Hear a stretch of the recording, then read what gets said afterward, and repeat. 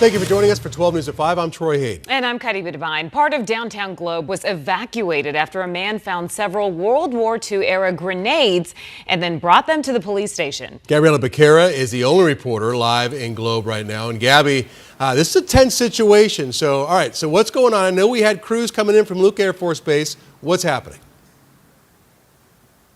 Well, Troy Caribe, the whole situation was really handled within just a matter of minutes once the military experts showed up and were able to pick up those devices and take them away. The roads surrounding the public safety building here in downtown Globe are now reopened. The area is secure. This is where those devices were dropped off just around 11 o'clock this morning. But I want to show you video from when those Luke Air Force military professionals arrived. We can see two of those military members walk up to the device and put them into a fragmentation box. They then loaded it into the back of their truck and drove off again just within a matter of 5 minutes or so. We're told they will handle detonating those devices safely. But the Globe Fire Chief, Gary Robinson, tells me these devices appear to be legitimate military explosives from World War II. The devices are designed to explode with shrapnel up to a certain radius. One of the concerns with the devices this old is that they become more unstable. They're more difficult to deal with.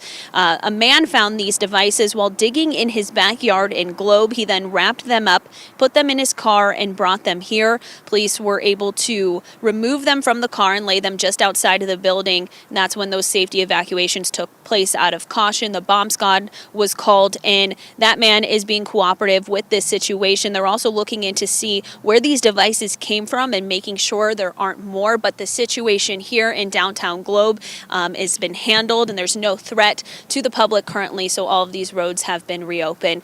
Stay with 12 News. We're going to talk with the fire chief again in just a little bit here and get his take on how this situation was handled safely this afternoon. Back to you guys. Gabby, I'm wondering, has something like this ever happened there before? I mean, are there areas out there where, these things can be found?